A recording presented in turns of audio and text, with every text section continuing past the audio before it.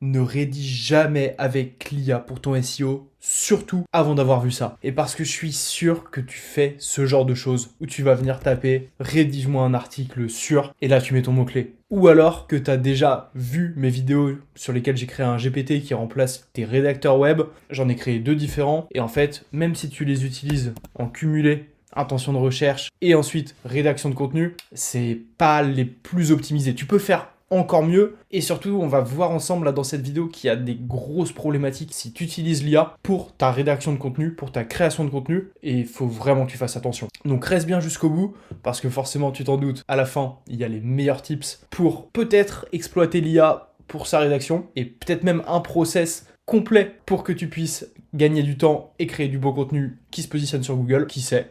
Peut-être toi si tu vas jusqu'à la fin de cette vidéo. On perd pas de temps. Le premier sujet, c'est la tentation et la facilité qu'on a à utiliser l'IA. Exactement ce que je te montrais là sur ChatGPT juste avant. Si tu tapes rédige-moi un article sur, il y a des problématiques qui vont revenir tout le temps et en fait, basé sur la base de la connaissance de ChatGPT, si toi tu tapes ça et qu'en fait ton voisin il tape ça, on va le faire le test ensemble sur le voyage en Martinique, un sujet encore très généraliste, très vague. Franchement, c'est pas incroyable, mais ça va être le voyage en Martinique, une expérience inoubliable, un cadre exceptionnel, un cadre naturel d'exception, etc. Honnêtement, ça n'a pas d'âme, la structure, il n'y a aucune chance que ça se positionne, il n'y a pas de SEO, enfin bref, c'est vraiment faible. Et du coup, on va même retester en le recréant, voir si ça diffère ou pas. C'est exactement la même chose. C'est très similaire. Bien sûr, ça paraphrase, c'est pas exactement, mais c'est la même chose. C'est faible en niveau contenu. Et en fait, ça se base simplement sur le fonctionnement des LLM. Les IA et les modèles de langage se basent sur une probabilité qu'après un mot, il y ait ce mot-là. Donc en fait, ça va souvent donner les mêmes résultats parce que les probabilités, en fait, elles changent pas et comme tu lui apportes pas plus de données, plus de ressources, plus d'informations à aller creuser, en fait, il va toujours te faire un peu le même contenu. Et tu vois, cet article-là, il n'y a aucune chance, zéro, nada, qu'il se positionne sur Google. Zéro, ne fait pas ça. Et ça nous amène au second point. Le rôle de l'IA, en fait, aujourd'hui. Qu'est-ce que c'est ? Le rôle de l'IA, c'est de venir améliorer les humains. L'IA n'a pas pour vocation de remplacer les humains sur quoi que ce soit pour l'instant, du moins pas sur les tâches qui sont stratégiques, qui nécessitent un peu de réflexion et du raisonnement humain, de la logique humaine. C'est vraiment ça qu'il faut avoir en tête. Donc en fait, le rôle de l'humain, il a pour but d'amplifier et de te faire gagner du temps, d'amplifier le volume de travail, de productivité que tu peux avoir, toi personnellement, mais il n'a pas pour but de remplacer ce que tu fais. Tu vas pas lui dire, ok, là, fais ma journée de taf aujourd'hui. Pas du tout. Par contre, avant, on mettait peut-être une journée, quand je faisais des très bons articles SEO, j'allais me mettre 6 heures, 7 heures à rédiger une page web, mais je savais qu'elle allait ranker. Mais ça me prenait du temps parce qu'il y avait de la recherche d'informations, recherche de structure, etc.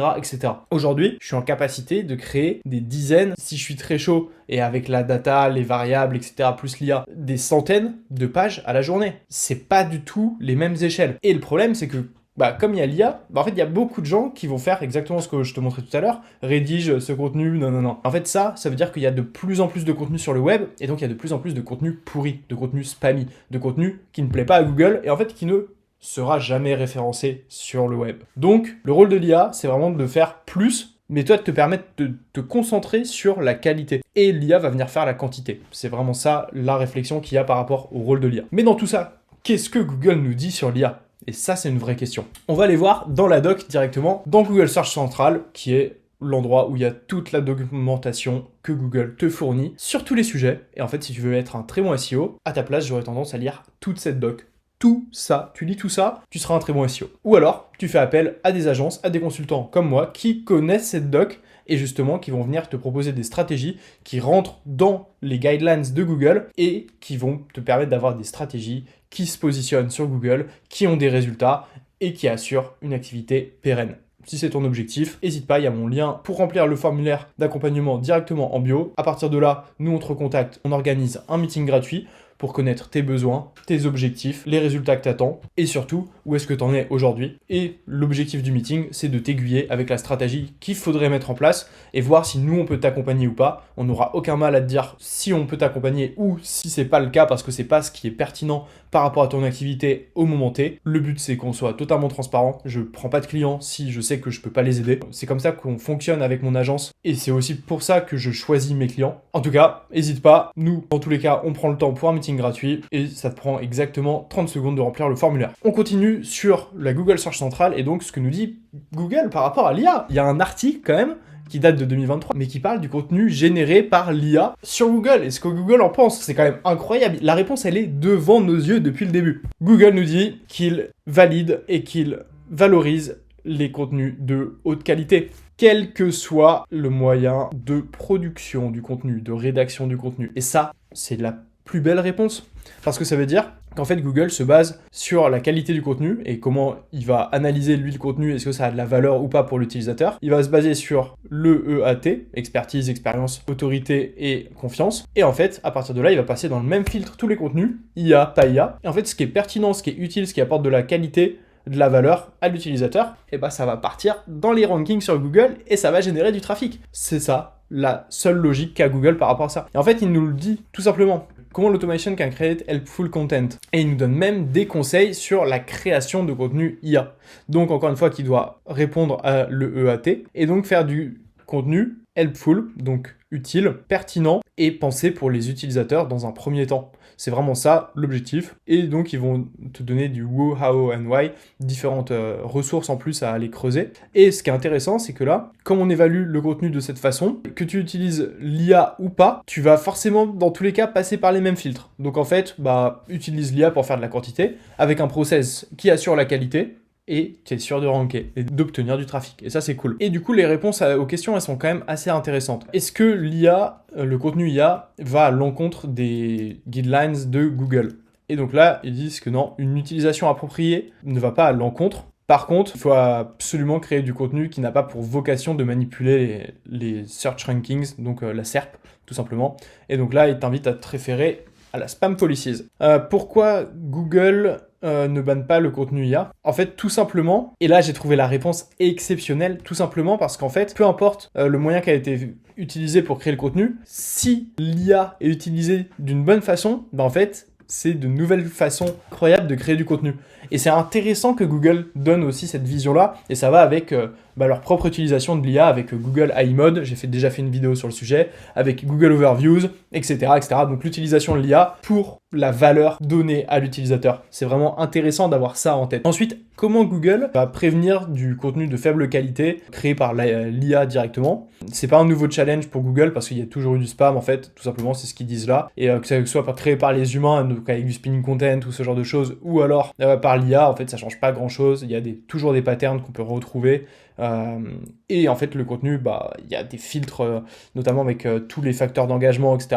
qui permettent de définir si le contenu, il y a de la valeur ajoutée pour l'utilisateur ou pas. Ensuite, comment Google gère la propagation des mauvaises informations et des contradictions sur les sujets importants. Et donc là en fait il va se baser aussi sur l'EAT et après en fonction des topics, il va te falloir plus ou moins d'autorité, c'est toujours pareil, des citations, potentiellement si tu parles sur tout ce qui est Your Money, Your Life, donc YMYL, Your Money, Your Life, et en fait, il va falloir, et c'est exactement ce que voilà, Health par exemple, ou Financial Information, il va falloir que tu aies des sources très pertinentes, potentiellement des financiers qui soient connus, reconnus, qui aient publié des livres, etc., qui parlent de tes thèses, de tes documentations, pour que tu sois visible dans le top sur Google. Donc en fait, il y a une vraie validation de l'information dans tous les cas. How can search determine if AI is being used to spam search results? Et donc là, il y a un algorithme qui s'appelle SpamBrain qui est dédié à ça en fait, pour analyser le spam content. Et ça va avec les dernières core updates de Google. Est-ce que l'IA peut ranker haut sur Google? Et ça, c'est super intéressant. Le fait de créer du contenu IA ne booste pas les rankings. En fait, c'est juste du contenu pour Google. Que ce soit contenu IA ou pas, ils s'en fichent. C'est juste du contenu qui va analyser et qui va faire passer dans les mêmes filtres. Et encore une fois, si c'est utile, helpful, original, etc., en fait, il y a moyen que ça rank. Est-ce que tu dois utiliser l'IA pour créer du contenu? En fait, c'est très dépendant de toi ce que tu veux faire. Ça peut être utile, et ils le mettent là, à considérer pour créer plus de contenu, si tu as un bon process et que tu assures la qualité du contenu. Encore une fois, toujours la même réponse. Et je te laisserai aller checker, c'est un petit peu moins important, les 3 dernières questions.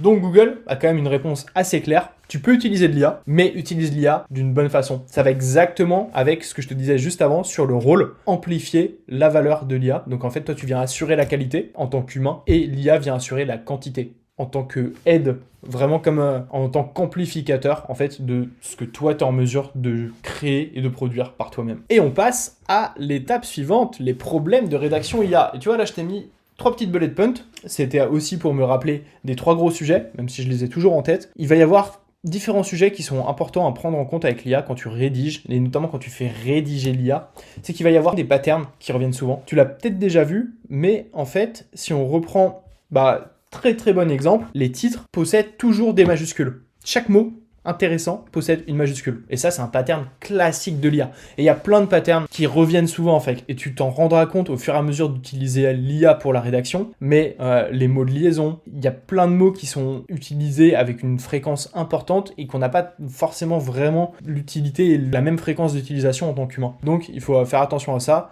Et donc, il faut réussir à casser ces patterns pour éviter que ce soit très vite flagué, donc très vite repéré comme de l'IA. Le mieux, c'est de faire vraiment un contenu le plus humain possible, en fait, tout simplement. Il n'y a pas de « j'essaye de cacher à Google que », c'est j'essaye de faire le contenu le plus humain possible. C'est surtout ça la réflexion qu'il faut avoir en fait. Ensuite, au niveau de la précision, comme tu le sais, l'IA, aujourd'hui, avec ChatGPT qui se base sur le search directement, tu vas avoir de la data beaucoup plus précise qu'au tout début de ChatGPT, ou alors c'était basé sur vraiment une base de connaissances datant de 2021. Donc là, tu peux avoir de la donnée beaucoup plus précise, impactante, pertinente. Par contre, fais attention parce que là, tu vois, au niveau précis, c'est pas super quali, donc il y a aussi ce côté pertinence. Et surtout, en fait, comme c'est des language models, encore une fois, comme c'est des modèles de langage, ChatGPT te répond par rapport à ce qu'il imagine une suite de mots et la probabilité que le mot suivant soit ça. Donc en fait, toi, quand tu fais ton prompt, c'est la même chose, il l'analyse de la même façon. Ok, il a analysé que tel mot va avec tel mot et suit tel mot et suit tel mot, donc la probabilité que dans ma réponse, tel mot suive tel mot, suive tel mot. Et en fait, ça, cette façon de faire,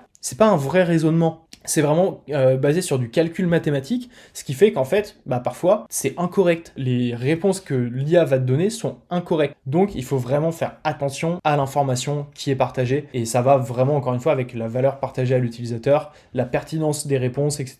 Ce qu'on voyait dans les recommandations de Google juste avant. Et après, au niveau structure, pareil. En fait, aujourd'hui sur Google, si tu veux te positionner, j'en ai parlé dans plein de vidéos, il faut que tu répondes à l'intention de recherche. Qu'est-ce que l'utilisateur attend comme réponse quand il tape le mot-clé dans Google? Par exemple, quand il tape voyage en Martinique, qu'est-ce qu'il attend comme typologie de contenu? Et je t'assure qu'il attend pas du tout ça. En fait, une personne qui va taper voyage en Martinique, elle attend potentiellement des billets d'avion ou alors des packages tout compris pour voyager en Martinique, avec un petit peu d'éditorial et d'informations sur la destination, etc. Mais ça, c'est d'autres pages web. C'est potentiellement une page web sur la Martinique, mais qui explique où c'est la Martinique, ce qu'il y a à faire, non. Mais là, voyage en Martinique, t'as envie d'aller en Martinique, donc c'est plus transactionnel. Et en fait, répondre à l'intention, et donc la structure de page, c'est super important, et ça, typiquement, ça fait partie des éléments que toi, tu dois travailler, sur lesquels tu dois venir mettre ta qualité, ton expertise, ta logique humaine, ton raisonnement, et en fait, donner à ChatGPT la structure, déjà définie parce que toi, tu l'auras fait en tant qu'humain,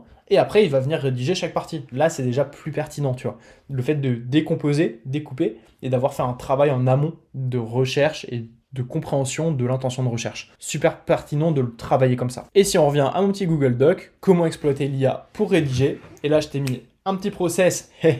Le process, en fait, il est très très simple. C'est exactement ce que je te disais juste avant. Comprends l'intention de recherche, tu structures, et après tu dis à ChatGPT ou à n'importe quelle IA de rédiger et comment rédiger, avec quelle tonalité, comment faire en sorte qu'elle parle comme si c'était ta marque, comme si c'était toi, et de façon à s'adresser à un humain. Et donc dans le process, ce que moi j'ai tendance à utiliser souvent, c'est Perplexity pour comprendre l'intention de recherche. Par exemple, voyage en Martinique, et ça va être un très mauvais exemple, je le sens, il va me faire une page qui est informationnelle, parce qu'en fait, Perplexity, il a tendance à donner de l'information. Donc ça marche très bien pour les requêtes informationnelles, ça marche moins bien pour les requêtes transactionnelles. Donc on va tester avec une requête informationnelle cette fois-ci. Comment nettoyer mon aspirateur Dyson, par exemple. Très très bonne requête informationnelle et qui peut d'ailleurs être liée un petit peu au commercial et ensuite au transactionnel par du maillage interne. Et donc là, on a le guide et donc là, on répond exactement à l'intention de recherche avec petite introduction, contextualisation du sujet. Ensuite, on a directement les étapes et ensuite, on a les autres étapes et donc c'est segmenté à chaque fois pour chaque élément et on va avoir les autres questions et en plus, tu le vois ici, il vient citer les sources. Donc ça, c'est vraiment cool. Et donc là, on a déjà une idée de structure qui répond à l'intention de recherche sur comment nettoyer mon aspirateur Dyson. En fait, après, ce qu'on peut faire, c'est qu'on peut reprendre tout ça et lui dire, ok, bah tu me fais 2 parties H2, la préparation au nettoyage, le nettoyage des différents composants de l'aspirateur, et après, pour chaque partie, bah, en fait, tu me fais un H3, et là, au lieu de faire bullet point, tu fais potentiellement des H4. Du coup, tu viens détailler. Ou alors, on peut le garder en bullet point, mais on lui dit de détailler ensuite dans des paragraphes. C'est possible aussi. Bref, tu viens apporter un peu plus de contenu, un peu plus de précision, et idéalement, tu viens apporter ton expertise métier dans ta niche, vraiment la connaissance avec le nom des éléments, des composants. Par exemple, si c'est un Dyson V8, je sais pas trop quoi, il n'y a peut-être pas de bac à poussière, ou alors le bac il a peut-être un nom, il a peut-être une couleur, une forme, donc tu viens donner le plus d'informations en fait qui sont pertinentes. Et à partir de là, tu as un contenu qui est rédigé super rapidement parce que tu n'as pas eu besoin de trop travailler sur cette intention de recherche. En fait, tu as déjà beaucoup d'informations, le contenu il va être rédigé rapidement, de façon super pertinente. Et on va quand même aller regarder pour voir si c'est assez pertinent. Donc là, remplissez vos fils d'eau froide, nanana. Donc là, il nous faudrait une contextualisation, une réponse, répondre vraiment à l'intention de recherche comme ça, donc dès le début. Il nous faudrait ça en fait dès le début de la page. Et ensuite, il faudrait qu'on arrive à traiter potentiellement différentes questions qui sont dans autres questions, à voir si c'est sur la même page ou pas, ne pas se cannibaliser en regardant donc sur 1-2pages.com par exemple. Et ensuite, ce qu'il va nous falloir dans la page, c'est potentiellement une vidéo, du coup de comment le nettoyer, avec un petit short TikTok ou une vidéo format long sur YouTube, les deux marchent. Et donc là, on va prendre le premier résultat SEO. Et donc là, on a vraiment donc cette partie-là, c'est ce que je disais juste avant. Et après, donc on va avoir le sommaire avec les différents éléments. Il y a pas, c'est les deux parties avec préparation et le nettoyage en lui-même, mais ça peut marcher aussi, j'imagine. Donc on a bien rincé le bac à poussière, nettoyé le filtre, Donc là, en fait, ce qui est bien, c'est qu'on a, comme c'est vraiment un tuto, il y a des images et ou de la vidéo, avec les différents éléments, donc qui sont en bullet point, exactement ce qu'on voyait, avec un détail de l'explication de l'étape. Exactement ce que je disais juste avant. Donc en fait, ça répond très très bien à l'information. Comment on a fait? On a utilisé l'IA pour comprendre l'intention, on a utilisé l'IA pour rédiger, on vient ajouter du contenu à valeur ajoutée avec les images, le tuto, la vidéo et notre expertise vraiment sur la connaissance du produit. Un petit peu de maillage interne pour pousser vers les offres, vers nos Dyson, trouver une pièce de rechange, ce genre de choses. Et en fait, on a une page web qui est déjà fonctionnelle, qui répond à l'intention de recherche. J'espère que ça t'a plu, je pense que j'ai donné pas mal de valeur dans cette vidéo. Si t'as aimé la vidéo, n'hésite pas à mettre un petit like, à t'abonner, à mettre la petite cloche, c'est ce qui remercie mon travail. Et en plus, c'est ce qui va te permettre aussi de pas rater les prochaines vidéos parce qu'il y a des très belles choses qui arrivent. Et puis n'hésite pas à mettre en commentaire le nom de ton aspirateur. Et puis nous, on enchaîne directement dans la prochaine vidéo sur ma chaîne. Allez, ciao.